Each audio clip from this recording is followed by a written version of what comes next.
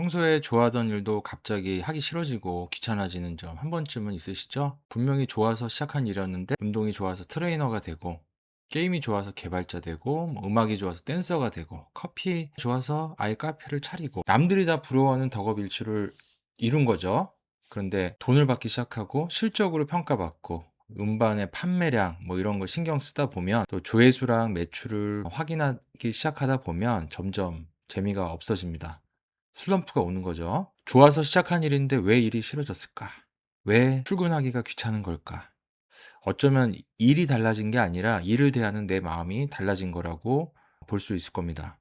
그 일을 하는 나만의 이유가 달라진 순간, 좋아하는 일도 그저 일이 된다. 중노동이 될 수 있다. 안녕하세요. 아이러니 왜 이러니 정신과 전문의 수리입니다. 오늘의 주제는 열심히 하라고 준 보상이 오히려 재미를 빼앗아가는 아이러니 왜 이러니입니다. 보상이 나쁘다 이런 이야기를 하려고 하는 건 아니고요. 보상이 언제 도움이 되고 언제 재미를 빼앗는지, 그리고 보상이 왜 성과의 양은 늘리면서 질은 떨어뜨릴 수 있는지, 이걸 하나씩 보도록 하겠습니다. 영상 후반부엔 일의 재미를 되찾는 4가지 방법도 알려드리도록 하겠습니다. 심리학자 마크 레퍼와 동료들이 그림을 좋아하는 애들에게 상을 주는 재미있는 실험을 했는데요. 원래 그림 그리기를 좋아하는 유치원생들을 세 집단으로 나눴습니다. 첫 번째 집단한테는 그리기 전에 그림 그리면 상을 줄게 이렇게 말을 했고요. 그리고 나서 아이들이 그림을 그렸고 약속한 상을 받았습니다. 두 번째 집단한테는 상 얘기를 아예 안 했습니다.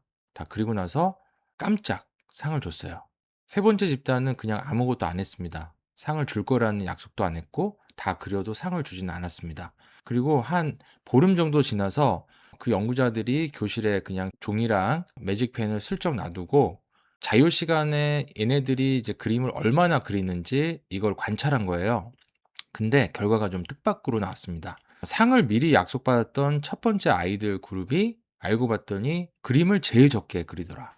다른 애들이랑 비교하면 한 절반 정도밖에 안 그렸다는 거예요. 재미있는 거는 흥미만 줄어든 게 아니었고 이 아이들이 그린 그림의 수준도 더 낮게 평가를 받았습니다. 열심히 하라고 상을 약속해 준 집단이 그냥 두니까 나중엔 그림도 덜 그리게 되고 그림의 질까지 떨어진 거죠. 대체 왜 그랬을까요? 왜 이럴까요? 왜 이러니? 자, 연구자들이 주목한 건 자기 지각이라는 거였는데 우리가 자기 마음을 항상 정확하게 아는 게 아니기 때문에 가끔은 내가 한 행동이랑 주변 상황을 쭉 보면서 내가 왜 이렇게 행동했지를 이제 거꾸로 추론하기도 합니다. 상을 미리 약속받은 아이는 내가 그림 그린 건 재밌어서가 아니라 상 받으려고 그런 거구나 이렇게 해석할 수도 있어요. 상 받으려고. 근데 상이 주어진 게 아니잖아요. 원래 아이들한테는 그림은 그냥 좋아서 하는 놀이였는데 그림 그리면 상 줄게 이 말이 들어오는 순간 마음속에서 그림을 그리는 행동의 이유가 바뀔 수도 있다는 거예요. 좋아서 하는 놀이가 상 받으려고 해야 하는 일로 바뀌는 거죠. 그러면 나중에 상이 없을 때 '상도 안 주는데 내가 이걸 할 필요가 있나?' 이렇게 생각한다는 거예요. 이게 이제 바로 과잉 정당화 효과인데요. 좋아서 할 이유가 이미 충분히 있었는데 보상이란 이유가 너무 커져서 원래 해야 할 이유를 차순위로 밀어내 버리는 겁니다. 그러니까 보상이 무슨 마법처럼 재미를 블랙홀처럼 싹 빨아들인다는 게 아니고요. 더 정확하게는 보상이 주어지면 내가 이걸 왜 하는가에 대한 내 해석 자체가 바뀔 수도 있다. 직장에서도 비슷한 일이 벌어집니다. 처음에 그저 수업을 잘하고 싶었어요. 근데 어느 순간부터 평가 점수만 연연해 하는 거야.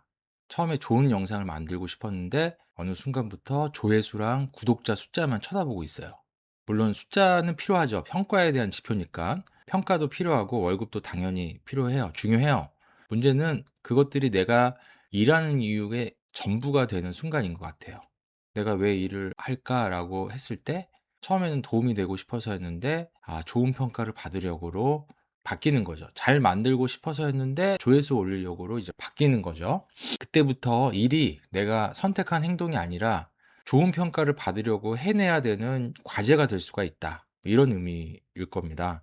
그러면 성과급 받으려고 열심히 한 사람은 어느 순간 이 성과급을 이제 못 받으면 손해 본 것처럼 느껴집니다. 왜냐하면 성과급이 당연하다고 생각하기 때문에 칭찬 받으려고 시작한 것도 아닌데 이제 그 보상을 받으면 칭찬이 없으면 내가 못한 것처럼 느껴질 수가 있고 조회수 때문에 시작한 것도 아닌데 조회수가 낮으면 영상을 만든 시간 전체가 실패한 것처럼 느껴질 수 있다. 그러니까 높은 기준 자체가 당연해질 때 나오는 효과가 과잉 정당화 효과인 것 같아요. 보상이 일을 돕는 도구면 좋은데 그게 아니라 일의 가치를 결정하는 기준점, 잣대가 돼버린 아이러니인 거죠. 그럼 월급 받지 말고 재미로만 해야 되는 거냐? 성과급 없애자는 얘기냐? 뭐 이런 얘기가 아니고 공정한 성과 보수는 당연히 필요하죠. 좋아하는 일을 한다는 이유로 낮은 임금 열정페이 견뎌된다는 얘기가 아닙니다. 월급을 위해서 일하는 것도 꽤 충분히 괜찮은 선택인데 우리 핵심은 보상이 있냐 없냐보다 그 보상을 내가 그걸 내 마음속에서 어떻게 경험하느냐인 것 같아요. 외적 보상에 대한 두 번째 논문인데요. 9년에 에드워드 대시하고 동료들이 내적 동기에 관한 실험, 외적 보상과 내적 동기에 관한 실험을 한 128개의 연구 결과를 메타 분석을 해서 봤는데 결과만 봤을 때는 원래 흥미가 있던 활동에 미리 예상된 물질적 보상이 붙고 그 보상이 과제를 하거나 잘 끝내거나 좋은 성과를 내야만 받을 수 있는 조건화된 결과로 이제 붙어버릴 때 내적 동기가 낮아지는 경향이 전부 확인이 됐다. 동기가 낮아지니까 행동을 하진 않겠죠. 반대로 예상 못한 보상이나 과제를 했든 안 했든 그냥 주어지는 보상의 결과는 내적 동기에 별 뚜렷한 영향이 없었다. 그러니까 중요한 건 보상이 있다는 사실 자체가 아니었고 이 보상이 나를 통제한다고 느끼는지가 중요했다는 거예요. 이걸 해야만 받을 수 있어. 이 기준에 도달해야 인정받을 수 있어. 이렇게 마음속에서 느끼는 순간 보상은 선물이 아니라 나를 움직이는 통제 수단이 될 수 있다. 내가 스스로 선택한다는 느낌이 줄어들고 누가 밖에서 날 통제한다는 느낌이 이제 강해지게 되면 자율성이 낮아지는 거잖아요. 근데 같은 연구에서 재밌는 게 또 뭐냐? 구체적인 긍정적 피드백이 오히려 내재 동기를 높이는 쪽으로 나왔다. 그러니까 어떤 칭찬, 팀장님이 제안한 방식 덕분에 문제가 훨씬 빨리 풀렸어요. 라는 이런 구체적인 피드백. 김대리, 이 부분은 지난번보다 확실히 좋아졌다. 구체적인 피드백은 인정에 가깝기 때문에 내적 동기를 높일 수 있다. 그 피드백이 내가 이걸 해낼 수 있구나라는 유능감의 정보를 주는 거겠죠? 그러니까 보상에는 두 가지 얼굴이 있는 셈인데 하나는 시키는 대로 움직이도록 하는 통제의 의미가 있고 다른 하나는 내가 잘하고 있다는 증거야라는 인정의 의미가 있다는 거예요. 그래서 보상 자체가 독인 게 아니고 그 보상이 나를 움직이는 통제나 채찍으로 느껴지는지 아니면 내 노력이랑 발전을 알려주는 인정의 신호로 경험되는지가 중요한 것 같아요. 결국 사람을 움직이는 건 보상 자체가 아니라 그 보상에 어떤 의미가 연결되어 있느냐가 중요하다. 내가 통제를 그 보상 전적으로 통제를 받느냐 아니면은 그 보상이 나를 성장으로 이끄는 어떤 신호냐 이런 거죠. 근데 이 결과에서 이 외적 보상 때문에 생기는 내재 동기의 저하의 그 효과가 대학생보다는 아이한테서 더 크게 나타났습니다. 그래서 아이한테 시험 잘 보면 선물 줄게, 뭐 시험 잘 보면 아이폰 사줄게, 책 읽으면 뭐 치킨 사줄게, 이렇게 보상만 아이가 점점 왜 해야 하지라는 것보다는 하면 나한테 뭐 줄 건데를 먼저 이제 묻게 될 수 있어요. 그래서 조심해야 된다는 거죠. 그래서 보상을 줄 때는 보상보다 먼저 주도권을 살려주면서 아이가 실제로 노력해서 성장한 부분을 같이 알려주는 게 좀 중요하겠다. 이런 생각이 듭니다. 세 번째 논문인데요. 보상에 대한 세 번째 메타 분석인데요. 세라 솔리와 동료들이 2014년에 40년 동안 연구된 이제 보상에 대한 한계를 메타 분석을 했는데 그랬더니 내재 동기는 인센티브가 있든 없든 성과를 유의미하게 예측을 했습니다. 특히 성과의 양보다 질을 더 강하게 예측을 했고요. 반대로 외적 보상은 성과의 질보다 양을 더 잘 예측을 했어요. 그러니까 쉽게 말하면 보상은 사람을 더 많이 양쪽으로 움직이게 하는데 도움이 될 수 있는데 그러니까 정해진 시간 안에 전화를 더 많이 하고 상품을 더 많이 만들고 과제를 더 많이 끝나게 할 수는 있는데 창의성, 판단력, 정교한 문제 해결력, 관계 형성이나 학습처럼 질적으로 얼마나 잘했느냐가 중요한 일에서는 내재 동기가 더 중요했다는 거예요. 그리고 보상이 성과랑 직접적으로 강하게 연결될수록 내재 동기가 성과를 예측하는 힘은 오히려 약해졌다. 그러니까 이 실적 달성하면 보너스 준다, 승진한다, 뭐 보상이 딱 정면에 나오는 순간 사람의 주의가 일 자체보다 보상의 조건에 국한되어 좁아져 버린다는 거예요. 그래서 실적을 맞추는 데는 성공하지만 정작 더 중요한, 더 나은 방법을 고민하거나 일의 의미를 발견할 여지는 이제 줄어들 수 있다는 겁니다. 보상이 사람을 더 빨리 많이 움직이게 만들 수는 있어도 반드시 질적으로 더 깊이, 더 잘하게 생각하게는 만들지 않는다는 거예요. 그러니까 많이 하는 것과 잘하는 것은 다르다는 거죠. 세 가지 연구 결과를 이제 종합하자면 뭐 이런 겁니다. 보상이 너무 눈에 띄게 행동이랑 직접이 연결되고 선택권을 빼앗는 통제로 느껴진다면 사람은 자기가 왜 일을 해야 되는지 그 이유와 의미를 이제 잊어버리고 내재 동기가 외적 보상에 이제 밀려나고 성과의 양은 늘긴 해도 성과의 질은 낮아질 수도 있다는 거예요. 자, 그래서 뭐 어쩌라는 건가? 이미 이제 뭐 좋아하는 일이 돼버린 상황에서 어떻게 다시 좋아질 수 있을까? 일의 재미를 되찾는 네 가지 방법을 말씀드릴 텐데요. 네 단어만 기억하시면 됩니다. 분리하기, 선택하기, 기록하기, 남겨두기. 첫째, 분리하기. 결과랑 일의 의미를 분리하는 거예요. 결과, 월급, 돈이 생계 중요하고 가족을 돌보고 이 일을 계속하게 해주는 기본적인 조건인데 월급이나 이런 결과들이 내가 이 일을 하는 이유의 전부가 되면 안 되는 거죠. 그래서 한 번쯤은 물어보는 거예요. 돈을 빼면 이 일은 누구한테 어떤 도움이 되는 거지? 이 일을 하면서 내가 지키고 싶은 가치는 뭐였지? 내가 이 일을 통해서 어떤 사람이 되고 싶지? 일의 의미와 가치를 이제 결과와 분리해서 알아차리는 거죠. 그래서 내 행동의 이유를 외적 보상과 분리하는 연습을 하자가 이제 분리하기고요. 둘째는 선택하기입니다. 내가 선택할 수 있는 주도권을 조금이라도 되찾는 거예요. 직장에서 내가 모든 걸 마음대로 할 수는 없죠. 선택이 제한이 되긴 하죠. 출근 시간도 정해져 있고 마감도 있고 꼭 해야 되는 업무도 있어요. 그래도 선택할 수 있는 부분이 조금씩은 남아 있다라고 하는 것을 되새기는 거예요. 내가 일을 어떤 순서로 할지, 어떤 방식으로 할지, 누구랑 먼저 상의를 할지, 오늘 어떤 부분을 좀 더 잘할 수 있도록 개선해 볼 수 있을지, 이건 분명히 내가 선택할 수는 있잖아요.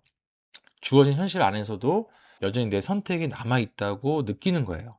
배우고 더 잘 할 수 있도록. 그래서 선택하는 존재로서 주체적인 것을 자율성을 느낀다면 선택 나한테 있을 수 있다라는 점에서 주도권에 대한 이제 감각을 잃지 않는 거예요. 셋째는 기록하기입니다. 결과를 기록한다는 거 말고 성장의 증거를 기록하는 건데 오늘 어제보다 나아진 게 뭔지, 오늘 내가 스스로 선택한 건 뭔지, 오늘 새로 배운 건 뭔지, 오늘 누구한테 실제로 도움이 됐는지를 이렇게 생각을 해보는 겁니다. 기록을 해보는 거예요. 그래서 우리가 이제 보상에만 기대지 않고도 이런 면에서 그 유능감의 어떤 의미들을 경험할 수도 있고, 그거를 되새겨 볼 수 있고, 그러면서 내가 지금 성장하고 있다라는 의미를 느껴볼 수 있겠죠. 그래서 결과만 평가하면 일은 계속 테스트가 되지만 이런 과정을 발견하기 시작하면 일이 다시 나한테 생동감을 주는 경험이 될 수가 있다는 거고요. 마지막으로 남겨두기인데요.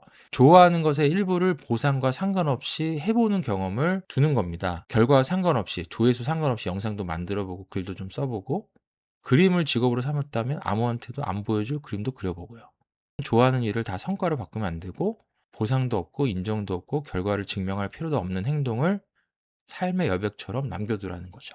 가끔은 쓸모없는 그 쓸데없는 시간이 즐거움을 지켜줄 수 있다. 진료실에서 종종 예전에 좋아하던 일인데 이제는 뭘 해도 재미가 없어요. 이렇게 말씀하신 분들이 계시는데요. 이럴 때 아무래도 임상 환경이다 보니까 우울증이나 번아웃을 같이 살펴봐야 됩니다.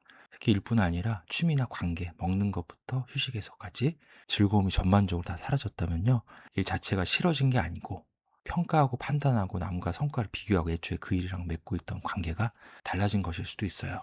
그래서 나 자신을 보는 관점도 크게 흔들리기 때문에 나는 뭐 쓸모없다는 사람이라는 말씀을 많이 하게 됩니다. 그래서 회복은 내가 선택하고 있다는 자율성, 조금씩 성장하고 있다는 유능감과 이렇게 연결되는 게 되게 중요한 것 같아요. 그 일을 내가 선택한 가치와 의미에 다시 연결하고 조금 더 유연하게 반응할 수 있는 환경을 만드는 게 중요한 것 같아요. 그래서 애초에 내가 생각했던 초심을 떠올려 보는 게 중요할 수 있어요. 자, 초심에는 분명히 힘들어도 어떤 선택을 한 게 있기 때문에 그래서 저는 좋아하던 일이 직업이 됐으면 그 자체가 성공한 거죠. 성공한 것이라고 생각하는데 덕업일치 자체는 되게 훌륭한 거다. 그 자체가 성공이다. 근데 문제는 내가 하는 일의 의미가 결과적으로 어떤 외적 보상, 물질적 보상, 남들의 평가랑 성과가 내가 그 일을 하는 이유의 전부가 되는 그 순간이 이제 문제가 된다라고 생각을 합니다. 그래서 댄서가 꿈을 이뤘어요. 근데 어느 순간부터 청중의 박수를 받기 위해 춤을 추기 시작한다면 춤은 즐거움이 아니라 이제 노동이 될 수 있다. 중노동이 될 수 있다. 뭐 이런 거죠. 그 보상이 문제라기보다 외적 보상이 내가 그 일을 하는 이유의 전부가 되는 순간이 문제이기 때문에 그 보상이 그러니까 내가 성과를 끌고 가고 있느냐 아니면 그 보상이라는 성과에 내가 끌려가고 있는가가 되게 중요한 어떤 의미가 된다. 그래서 선택권을 빼앗기지 않는 게 중요해요. 그래서 좋아하던 일이 선택권을 빼앗기면 좋아하던 일이 해야 하는 일로 바뀌고 노동이 되는 거라고 생각. 돈을 적게 받으면서도 일을 좋아할 수 있고요. 돈을 적게 받아도 성과가 그렇게 좋지 않아도 여전히 내가 선택하고 있다 느끼는 것이 중요하다. 견지망월이라는 사자성어가 있잖아요. 달을 가리키는 손가락만 보고 정작 바라봐야 될 달은 있는다는 이제 그런 고사인데요. 우리가 처음에 그 일을 좋아서 바라보았던 그 거대한 달, 그러니까 일의 본질, 즐거움은 어느새 잊은 채 그 일을 통해서 주게 된 손가락, 물질적인 보상이나 박수, 성과, 타인의 평가만 노려보고 있는 건 아닐지. 혹시 여러분 좋아하던 일이 언제부터 해야 하는 일이 되셨나요? 그 일에서 다시 되찾고 싶은 거는 뭔가요? 지금까지 아이러니 웨이런이었습니다.